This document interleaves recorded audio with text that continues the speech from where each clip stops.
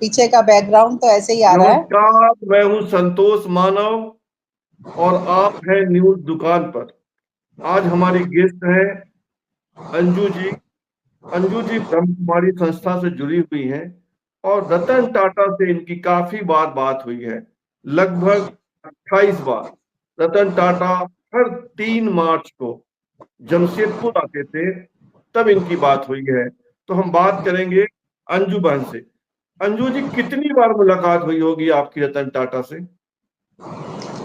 यही करीब 26-27 बार।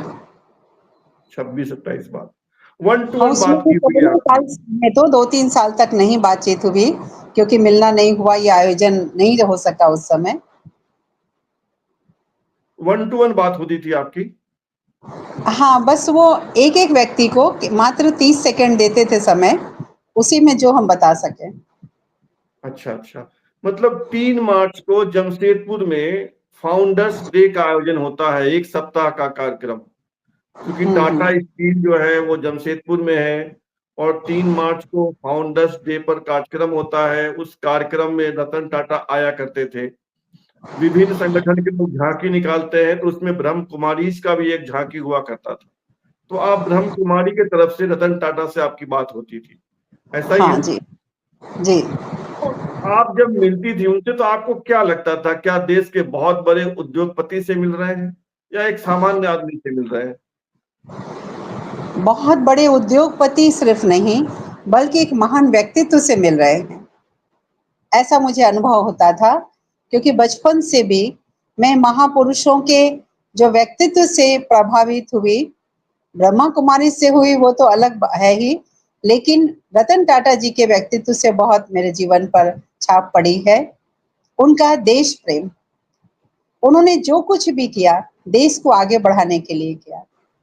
कमाते सभी हैं, लेकिन उन्होंने देश के लिए कमाया, देश के हर नागरिकों के लिए कमाया, गरीबों के लिए कमाया। ये बहुत बड़ी बात है।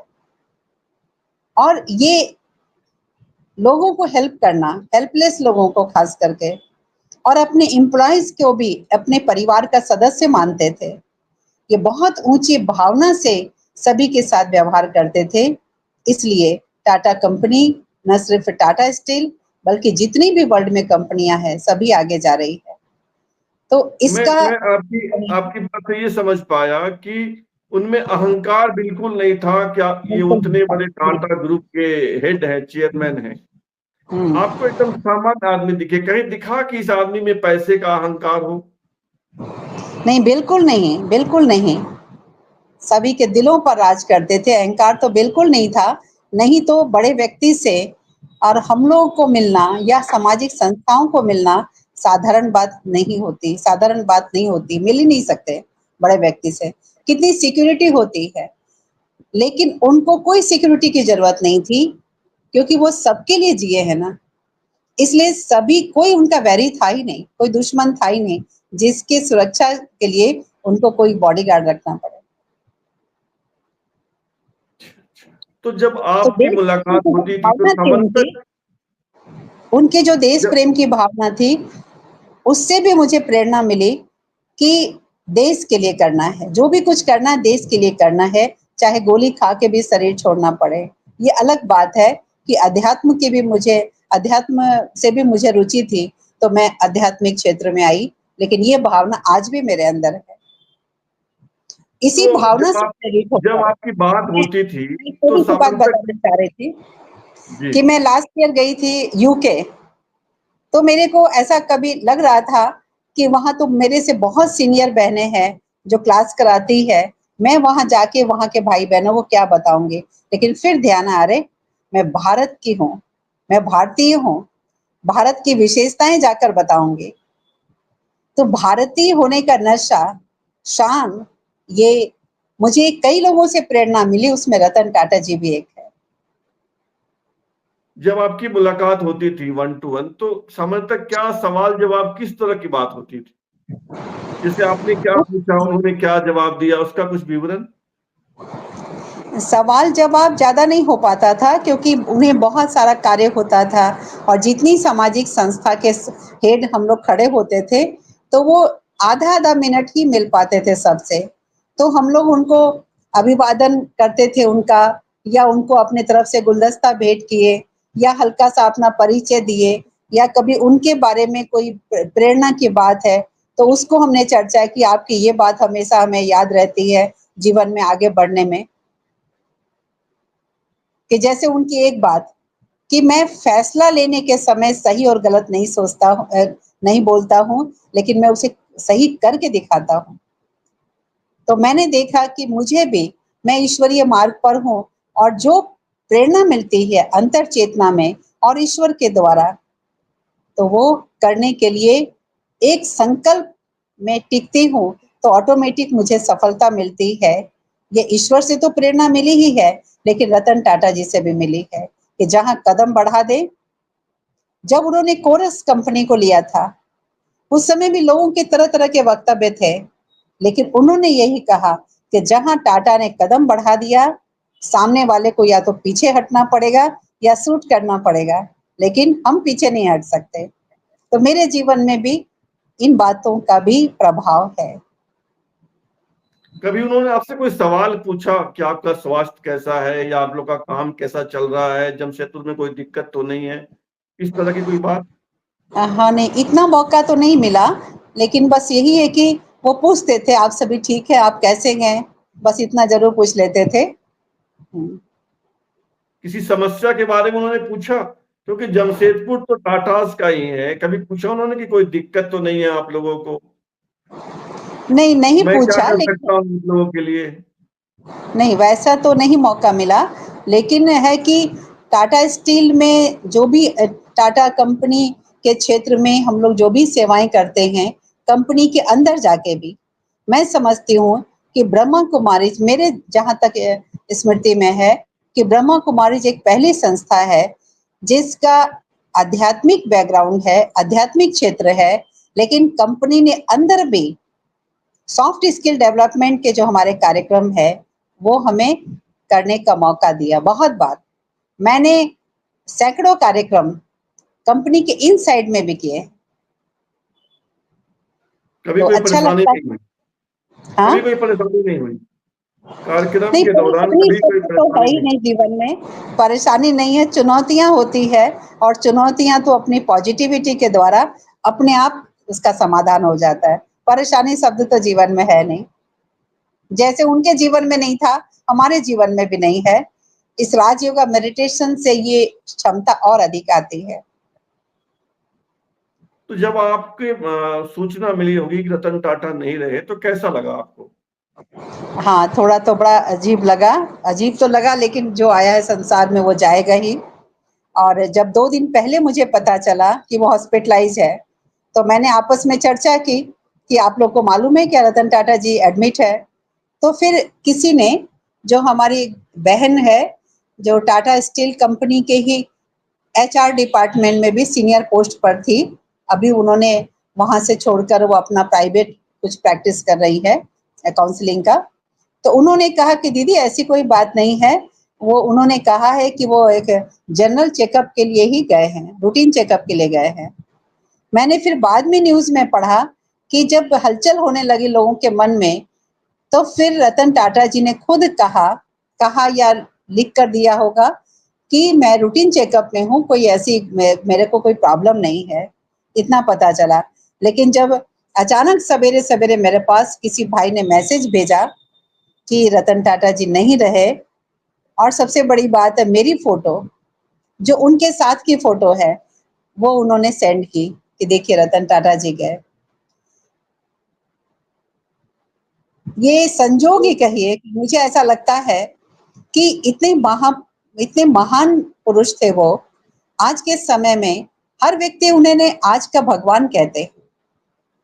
तो जब मैं कभी भी ध्यान नहीं देती थी कि उनके साथ की मुझे कुछ फोटो रखनी है, क्योंकि जिस कैंपस में हम लोग मिलते हैं वहां पर अपना कोई कैमरा लेके नहीं जा सकता, कोई दूसरे फोटोग्राफर्स नहीं आ सकते, केवल टाटा स्टील कंपनी के तरफ से ही कोई फोटोग्राफर होता था। तो मैंने कभी ध्यान नहीं दिया कि मैं किसी को कहूँ कि मेरी फोटो जरूर से खींचिएगा, हालांकि वो लोग खींचते हैं, लेकिन मैंने मांगा भी नहीं। लेकिन लास्ट जो मेरी फोटो है, अभी सब जगह वो फोटो अपने आप घूम रही है। तो वो फोटो के पहले मैंने जो फोटोग्राफर थे मैंने उनसे बात की कि भाई आप मेरी फोटो अच्छा से खींचिएगा, आपका जो भी चार्ज लगे मैं दे दूंगी, लेकिन फोटो खींचिएगा। फिर रतन टाटा जी जब सामने आए तो मैंने बुके उनके हाथ में दिया और हाथ में पकड़े रहे, उन्होंने भी पकड़े रहा वो भी। और फिर मैं पीछे मुड़ के, मैं सामने मुड़ के मैं फोटोग्राफर से पूछ रही हूँ कि फोटो ठीक से खींची आपने। तो बहुत खुशी होती है कि रतन टाटा जी ने खुद बोला फोटोग्राफर को, फोटो ठीक से खींची, हुई ठीक से फोटो? तो फोटोग्राफर ने कहा हाँ, तब वो आगे बढ़े। तो कितना वो एक एक व्यक्ति पर ध्यान देते थे, कितनी नम्रता थी और कितना भेदभाव से परे। आज धर्म, जाति, भाषा, रंग, अनेक प्रकार के भेदभाव में मानवता बट रही है और धर्म के नाम पर भी। लेकिन पारसी भले ही वो थे, लेकिन पारसी के बहुत अच्छे विचार होते हैं। मैं कई पारसियों से मिली हूँ, लेकिन उनके अंदर कोई ऐसी भावना नहीं होती है भेदभाव की, सब में मिक्स होकर रहते हैं। तो बहुत ही नम्र चित्त, बहुत ही सादगीपूर्ण उनका व्यक्तित्व था। आम लोगों से ऐसा मिलना और खास करके अपने बड़ों को उतना रिस्पेक्ट देना। टाटा कंपनी के फाउंडर जे.एन. टाटा जी, जिन्होंने शहर बसाया, क्या शानदार शहर है, गर्व होता है इस पर भी। और शहर के बीचों बीच इतना सुंदर जुबली पार्क, जिसको कोई भी देखता है तो कहता है इंडिया में तो ऐसा संभव ही नहीं है। तो इतना जो पब्लिक के लिए उन्होंने किया, अपने एम्प्लॉयज के लिए उन्होंने किया, बहुत बड़े दानवीर, बहुत बड़े उदार चित्त थे। कितनों की दुआएं उन्होंने कमाई है, ये तो कहना बड़ा मुश्किल है, लेकिन हर दिल में वो राज करते हैं। तो ये जो आपको सादगी थी। आपको क्या हाँ, लगता है देश उनको किस रूप में याद करेगा? देश उन्हें एक महान देशभक्त के रूप में याद करता है, जो देशभक्त की आज बहुत कमी है। ऐसे सच्चे देशभक्त की, सच्चे अर्थों में अपने नाम मान शान की इच्छा नहीं रखी। पिछले वर्ष ही फेसबुक पर एक अभियान चलाया जा रहा था उनके प्रशंसकों द्वारा कि उनको भारत रत्न मिलना चाहिए। उन्होंने बीच में इंटरफेयर किया और अपने प्रशंसकों से कहा कि नहीं, आप इस मांग को बंद करो, मैं उस चीज के लिए नहीं कर रहा हूँ जो भी कर रहा हूँ वो। मैं जब लंदन में गई तो वहां ब्रह्मा कुमारी सेंटर पर क्लास में एक माता जी ने मुझसे पूछा क्या आप रतन टाटा से मिलती हो? क्योंकि जब उन्होंने सुना कि आप जमशेदपुर से, टाटा नगर से आई हैं, तो बड़ी उत्सुकता से आई कि मुझे भी टाटा जाना है और टाटा शहर देखना है। रतन टाटा जी के बारे में मुझे बहुत सारी बातें पूछनी है। जब उन्होंने कहा कि रतन टाटा जी से आप कभी मिले हैं, मैंने कहा मैं हर वर्ष मिलती हूँ, गूगल में सर्च कीजिए ब्रह्मा कुमारी जी एंड रतन टाटा, तो बस मेरी फोटो उनके साथ सबसे ऊपर है।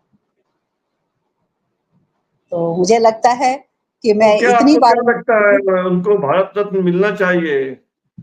जरूर मिलना भारत रत्न चाहिए। मिलना इससे भी, चाहिए। इससे भी ऊंचा कोई पुरस्कार हो, कोई उपाधि हो तो जरूर मिलना चाहिए, इससे जरूर ऊंचा मिलना तो कुछ चाहिए। नहीं है, सबसे बड़ा नागरिक हाँ, सम्मान यही कुछ है, भी नहीं भारत है, रत्न ही है। कुछ भी नहीं है, लेकिन मिलना चाहिए। तो पहले ही मिलना चाहिए था, ये बहुत पहले ही मिलना चाहिए था, लेकिन वो गुप्त दानी थे। जैसे कहते हैं ना, गुप्त दानी होते हैं, गुप्त दान महादान, तो महादानी थे वो। दान सभी करते, लेकिन बढ़ चढ़ कर उन्होंने देश को आगे बढ़ाने में, देश को सर्वोपरि बनाने में, मुझे मैं वर्ष 2022 में हम लोगों ने ब्रह्मा कुमारीज की एक 21 विंग्स है अलग अलग प्रोफेशनल्स के लिए, तो हम लोगों ने भी shipping, aviation and tourism wing की तरफ से एक साइकिल यात्रा निकाली थी। जो भी अपने हिस्टोरिकल प्लेस है, नेचुरल प्लेस है, टूरिस्ट प्लेस, जो रिलीजियस प्लेस है, वो विजिट करना है। और वो प्लेस के पीछे क्या वैल्यू छिपे हुए हैं, उस वैल्यूज को पब्लिक को बताना, ये हमारा उद्देश्य था।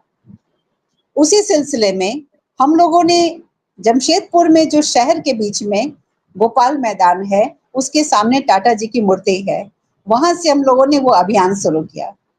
इसलिए नहीं किया वहां से कि वो टाटा शहर है इसलिए, लेकिन इसलिए किया कि उद्योगपति भी बनना है तो ऐसा बनो, प्रॉफिट भी कमाना है तो ऑनेस्टी से कमाओ, विश्वसनीयता हासिल करो और देश के लिए करो, क्योंकि देश सर्वोपरि है। हम किस जाति, किस धर्म के, किस प्रांत के वो नहीं, देश सर्वोपरि है। तो वहां से कई अब तो प्रेरणाएं। रतन टाटा अब तो नहीं है इस दुनिया में। आपको लगता है कि एक जो खालीपन आया है वो कोई भर पाएगा या निकट भविष्य में भर जाएगा? एक के जाने के बाद कुछ जरूर ऐसे लोग उभरते हैं जिन्होंने उनसे प्रेरणा ली है, जिन्होंने उनसे प्रेरणा ली है। कुछ जरूर ऐसे होंगे, उन्होंने जीते जी भी ऐसे लोगों को जरूर तैयार किया है, क्योंकि लीडर वो होता है जो अपने पीछे लीडर को भी बनाता है। और रतन टाटा जी दूरदेशी थे, उन्होंने सूझबूझ से जरूर ऐसे लीडर को तैयार किया है। परंतु जैसे वो गुप्त थे, हर कार्य करते हुए मैं पर नहीं था, वैसे ही ऐसे लोग होंगे जो सामने आएंगे, दिख जाएंगे, क्योंकि अच्छे कर्म से जो उन्होंने फाउंडेशन डाला है टाटा ग्रुप ऑफ कंपनी का, तो जरूर आगे की विरासत संभालने वाले ऐसे लोग जरूर है भारत में। भारत में ये पुण्य का खाता कभी खत्म नहीं होता है।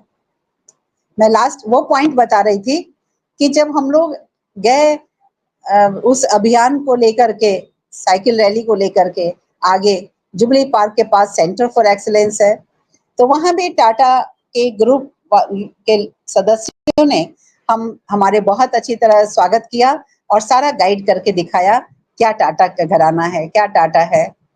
उसके बाद सामने ही स्पोर्ट्स कॉम्प्लेक्स था, तो जो हम जिस गाड़ी में बैठे थे, जो भाई गाड़ी चला रहे थे, उनको मालूम था कि अगली पॉइंट हमें स्पोर्ट्स कॉम्प्लेक्स की ओर जाना है। लेकिन उन्होंने कहा दीदी लगता है वहां से हमें परमिशन नहीं है, इसलिए गेट बंद दिख रहा है। तो फिर मैंने कहा कोई बात नहीं, गेट बंद है तो हम लोग गेट से ही, गेट तक जाकर के फोटो खिंचवा के आ जाएंगे। लेकिन जैसे ही गेट तक गए, इतनी खुशी हुई, फटाफट सिक्योरिटी वाले ने गेट खोला और स्पोर्ट्स कॉम्प्लेक्स के हेड खुद आए हमें रिसीव करने के लिए गेट पर, और फिर अंदर ले गए। वहां के कॉन्फ्रेंस हॉल में एयर कंडीशन चालू है, प्रोजेक्टर चालू है, और उन्होंने प्रेजेंटेशन के द्वारा हमें ये दिखाया, समझाया खुद कि देश को विश्व के कोने कोने तक खेल के मामले में ले जाने के लिए, आगे ले जाने के लिए टाटा स्टील का क्या क्या योगदान है। इतने गर्व की बात अच्छा, है। मेरा एक अंतिम सवाल है आपसे। हाँ, ये अंतिम सवाल है कि क्या फिर उन्होंने फीफा कप भी आप दिखाया हमें, व्यक्तिगत जिसकी आप मेजबानी व्यक्ति कर। कि आप व्यक्तिगत रूप से या अपने संगठन की ओर से प्रेसिडेंट को या पीएम को खत लिखेंगे कि रतन टाटा को भारत रत्न मिलना चाहिए?